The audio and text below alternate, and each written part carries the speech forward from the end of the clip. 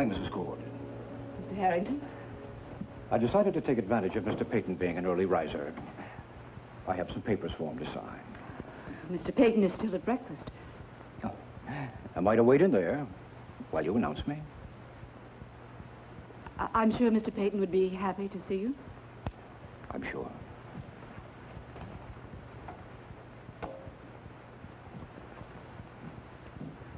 Good morning, Leslie.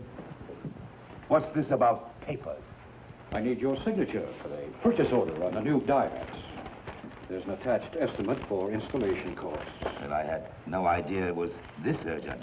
I wanted to get on with it, and since I can't even order a new light bulb without your written... Those were the conditions under which I rehired you. And I agree to them. You have the authority.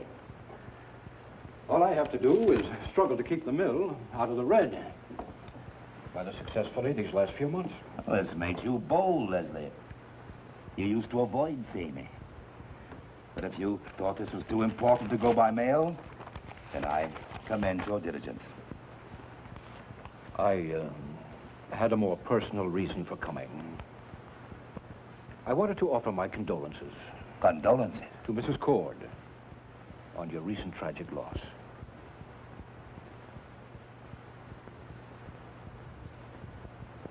Well, forgive me, I didn't mean to reopen old wounds or make any new ones.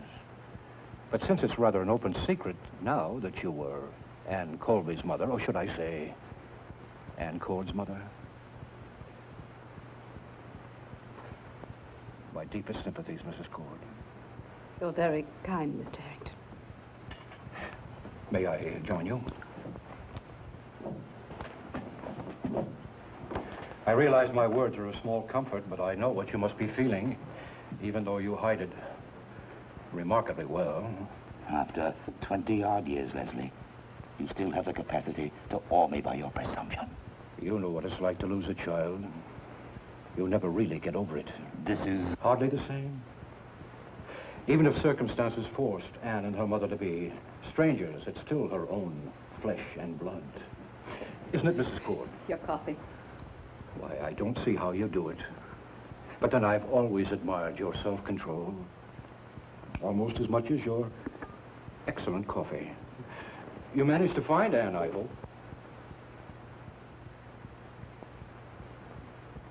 You were looking for her when we ran into each other on the wharf.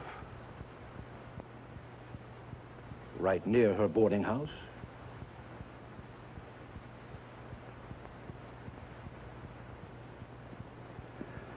I remember wondering what made you so upset. But of course now I can understand. To discover and lose a daughter, almost at the same moment. I won't keep you from your desk any longer, Leslie. You have what you came for. Yes.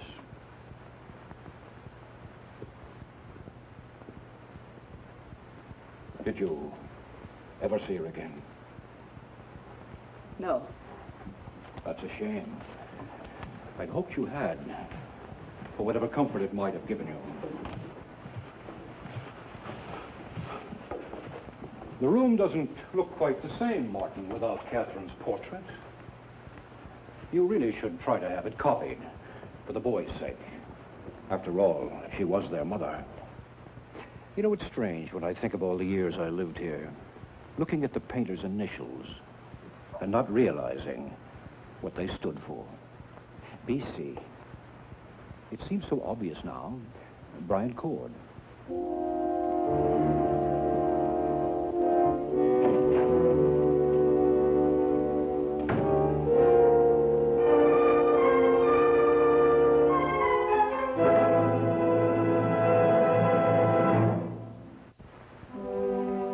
I'll sign this and send it on to Mr. Peyton. I've already taken care of it. I dropped by the house on my way over here. That's a tense atmosphere, Stephen. I thought these dye vats were just routine replacements. Nothing's routine the way I have to work. I need the old man's signature for every petty detail, you know that. And what's the special hurry? When it's time for change, I don't believe in putting things off. Mr. Peyton has a different theory. He likes to get all the use he can out of anything before he discards it. You, Stephen, what do you believe? You already have his approval, so my signing is really just a formality. Or an added harassment if you choose to make it so. I never have. No, you haven't. Your cooperation has been an agreeable surprise to me, Stephen. And an encouragement to think that we might work together even more closely. Spoken of this before. And you've always avoided a definite answer. After all that's happened, certainly you must have lost whatever illusions you ever had about Martin Peyton. I can respect loyalty when it comes out of a sense of obligation, but once that obligation's been destroyed, what's left? Loyalty to a paycheck? Well, we're both still taking that paycheck. That's an obligation in itself. We're still on the payroll because it serves the old man's purpose. If you're putting your pride in your pocket, out of any misguided hope of winning the old man's favor... I do what I'm paid to do, and that's enough. You realize what you're doing, Stephen? You're leaving Martin Peyton sitting pretty, with the mill tucked right under his thumb. Well, that's your battle. Whether the sign over the mill entrance reads Harrington and Son or Peyton and Grandson, I couldn't care less. So you let him go on doing as he's always done. As you yourself said, using people and discarding them. So you couldn't care less. Even if the old man's conniving has robbed you of a father, your sister's dead. So you let him go on scheming and lying. You won't even lift a finger in defense of your own mother. What do you want, Mr. Harrington? Stephen, I saw your mother less than an hour ago. She's a very frightened woman. Even let my mother off the hook. For what lands you, Martin Peyton. I'm concerned for her, Stephen. We both know Peyton. She's as much a victim of the old man's as your sister. Get out of here. This is not just a theory, Stephen. I saw your mother the day of Ann's death. Late in the afternoon. I ran into her on the wharf right in front of your sister's boarding house. I've never seen her so upset. She was looking for Ann with a kind of desperation. What is that supposed to prove? Did it ever occur to you that she might have reached the end of her rope? After 28 years of lying on Peyton's orders, she might have defied him and gone to her daughter. She'd already seen Ann that day at the house. How could she talk openly where the old man could overhear her? You're assuming this. You don't live a lie all those years on someone else's orders. You do if you're afraid. Afraid of what? I don't know, Stephen. Just as I don't know why my wife concealed the fact that your father painted her portrait. You see, Stephen, our interests are much closer than you're willing to admit.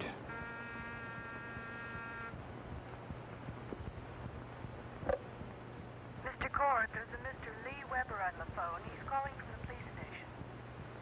I'll tell him I'm busy. I'll have to get back to him. Well, I won't keep you any longer, Stephen.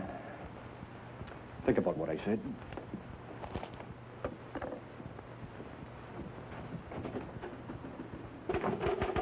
Thank you, Miss Nolan. Yes, Mr. Cord. Miss Nolan called the police station back. Asked him to tell Lee Weber I'll be by to see him at around 2 this afternoon. Yes, Mr. Cord.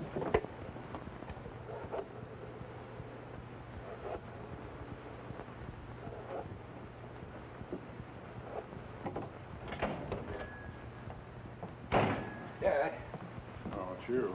Hi, Miss Carson. Oh, Norman, I want to talk to you, Dad. This isn't a good day for conversation. Now, listen, Dad. Wait a minute here. Put it in low. I'm getting tired of you breezing in here like a hurricane and expecting me to drop everything just for you.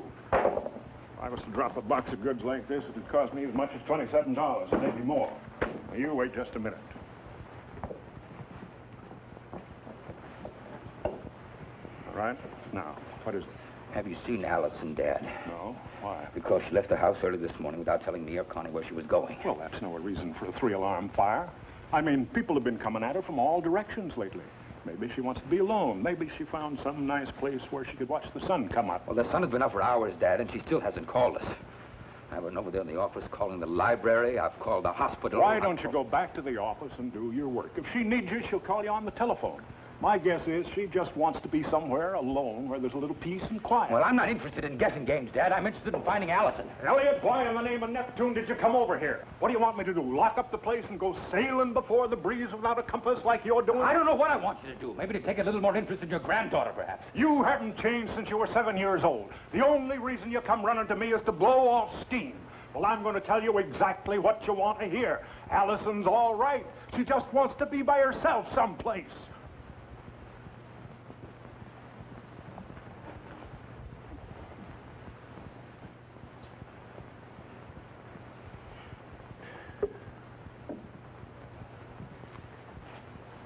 You're right, Dad.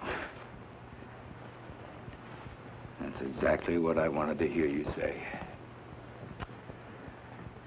I don't know, it just doesn't sound very convincing, that's all.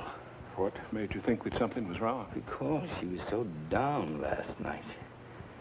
I don't know what about exactly. Then Rodney came over to see her last night, and after he left, she kept right on crying. Connie said she heard her still at it in the middle of the night. I wouldn't be so excited about it, Dad, except that I can't forget that the last time she got upset, wandered off by herself, she got hit by a car. Almost died. Mr. Carson? Did you try by the old seawall? No, I didn't, Norman. Why? Is that where she was going? Well, I mean, I haven't seen her, but that was her favorite spot when she wanted to think. Of course, she was always finding a new place, like when we were real little kids, it was underneath the bandstand. Later on, it was a cave and the old square rigger at the end of the dock. Oh, I see. Well, thanks, Norman. I think I'll try that old seawall.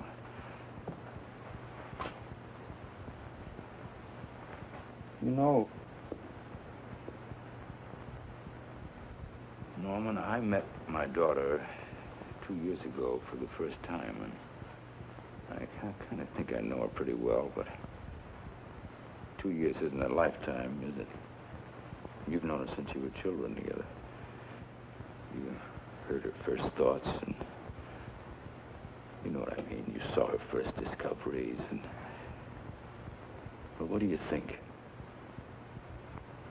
I think she's in trouble, Mr. Carson. So do I.